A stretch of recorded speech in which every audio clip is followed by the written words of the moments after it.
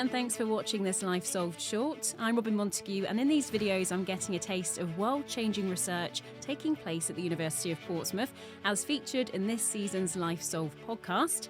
This time we're meeting up with Professor Mark Button from the School of Criminology and Criminal Justice. Ahead of a national counter-fraud conference this month, I want to catch up with Mark to find out about the increasingly sophisticated and complicated crimes that are falling under the radar today. Mark, thank you so much for joining me. No problem. Great to be here. So, Mark, when we're talking about fraud, we're actually discussing a wide range of different potential crimes. It's not just one thing. It's almost like an umbrella. Could you just explain what the landscape looks like at the moment? So, frauds are a very wide range of different types of crimes. They range from scams you get over the telephone, which may be someone impersonating someone from a bank security department or the police trying to trick you into revealing sensitive personal information, which they can then use to defraud you. It could range to employees within organisations fiddling their travel expenses, through to social security fraud by people claiming benefits. It is a very wide range of different types of crimes that fall within fraud, all united by some kind of deception to cause a gain or some kind of loss. So there's a lot of stuff then that would fall into that category. A few of them you've listed off just there. What are the ones that are affecting people most? Well, the most common scams today are usually some kind of impersonation scam using modern technology. One I've received recently, for instance, you get a text saying you've got a parcel and you've got to pay a small charge to get hold of that parcel. Obviously, you then click on that link, you give away your personal information, your banking details, and it's a scam. It's not the real parcel company. That is incredibly popular these days. Email scams where people do similar kinds of things. You get fake websites or people using existing websites to sell fake goods or to sell counterfeit goods and you're expecting genuine goods. So these are all the kind of very common types of frauds that we all experience on a kind of day-to-day basis. There are also, if you like, more niche types of frauds. Romance frauds have become very popular. Obviously, these days people date online and there are lots of people who fall into relationships with what they think are real people, but they are in fact scammers.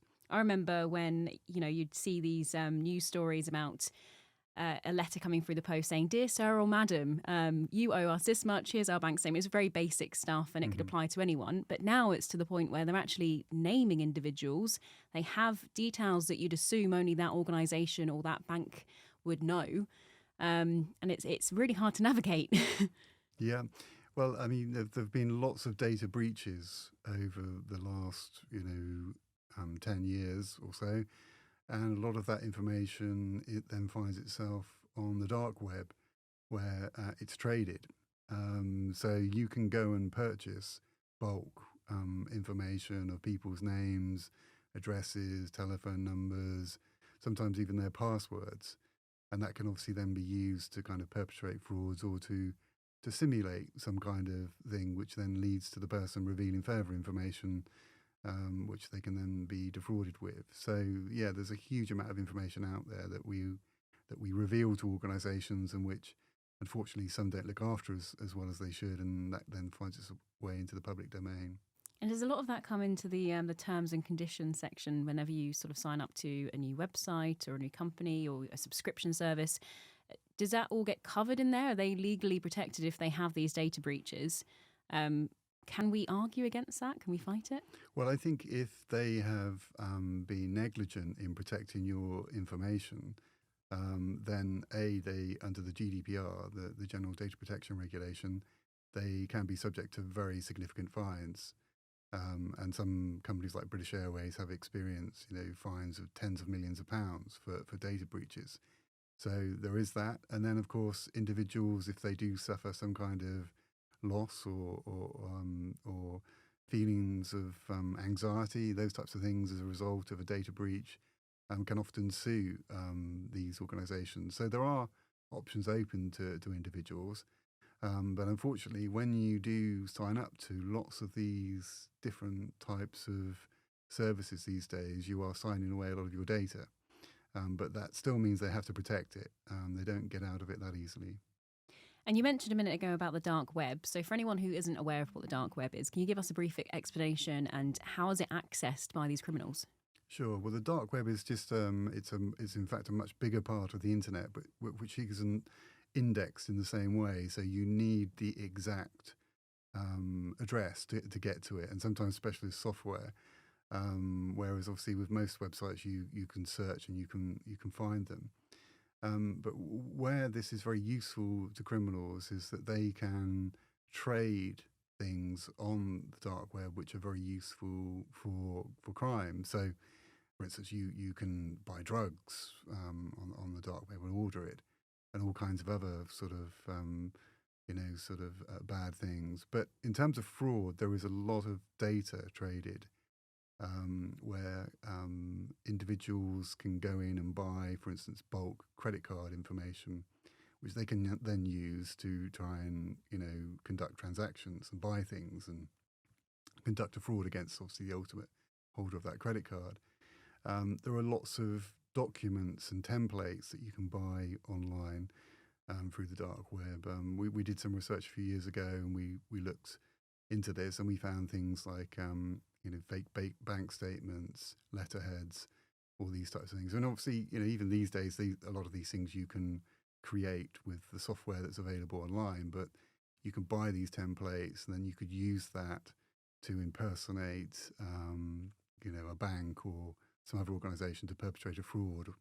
So there's a lot of that kind of information. And I've also seen training courses that have been held online, on how to commit frauds in the dark web. So there is a huge amount of, dark activity, shall we say, taking place in that area. And it sounds like a really well-oiled machine, like a business. You're saying there that there's even training opportunities for these criminals. How has it changed since, we'll go back a couple of decades? How quickly has it evolved to become this sort of functioning underworld? Yeah, well, it's a kind of, it is a business now, and a lot of criminals just make money from selling the tools to perpetrate fraud without actually doing the fraud themselves. And I would guess if you went back 20 years ago, this would have been virtually non-existent. Whereas now, it is a significant area where criminals operate and where people can go to find out how to do these things. And something that just sort of caught my attention with what you said there about they can sell the equipment or they can sell the software in order to train the criminals. Does that mean that they're also engaging in criminal activity, or are they kind of getting off around some sort of loophole because all they're doing is providing a service? Yeah, no, they are definitely committing a crime. There's obviously the conspiracy offences. There's also provisions in the Fraud Act for possession of technologies for the purposes of committing fraud. So there's a number of areas where they would be caught in terms of potential offences. But I suspect a lot of them aren't based in the UK, and that obviously makes things very challenging for law enforcement to catch these individuals. And how are different countries working in order to combat cybercrime and things like this, where it's like you said, it's something that's usually done digitally, so it's a global issue, but there are different organisations and agencies tackling it on their own soil. Yeah, I mean, I think unfortunately it is a very siloed world when it comes to this. There is cooperation, and you have got organisations like Interpol, which do provide the basis for some cooperation between countries, and in the EU they've got Europol, which has also taken an interest in fraud and done some good work. But unfortunately, that is not a significant resource. There is a large gap, and there are significant challenges to sharing information, jointly working, and things from disruption through to obviously the ultimate of trying to catch criminals and bring them to justice. That is incredibly difficult. So there is not a huge amount going on to the scale of what the problem is. So it is an area I think that really needs to be improved, because obviously the criminals themselves have no problems operating across borders. So maybe some radical solution. I did write a paper a few years ago the case for an interfraud, and a similar organisation to Interpol, but focused purely on fraud. And I wrote that to stimulate the debate. And I think perhaps now the debate needs to be much more serious about some kind of organisation, or at least some organisation that already exists, taking on a much bigger role in the fight against fraud. Obviously, with something like that, it would take a fair amount of financial backing in order to get something off the ground. How much money, how big of a concern, I suppose, is it to countries and economies? How much are they losing annually to these fraud crimes to warrant them to back something like a international fraud agency? Sure. Well, if you look at the most accurate measures of fraud, the Crime Survey for England and Wales in this country, fraud and cybercrime have now overtaken traditional crime as the most popular crime. So just in terms of numbers, that's it illustrates the size of the problem. There have been varying estimates of the cost of fraud to society, and they are fraught with challenges, but we have attempted to do that. The last time we did that, it was £190 billion just to the UK alone.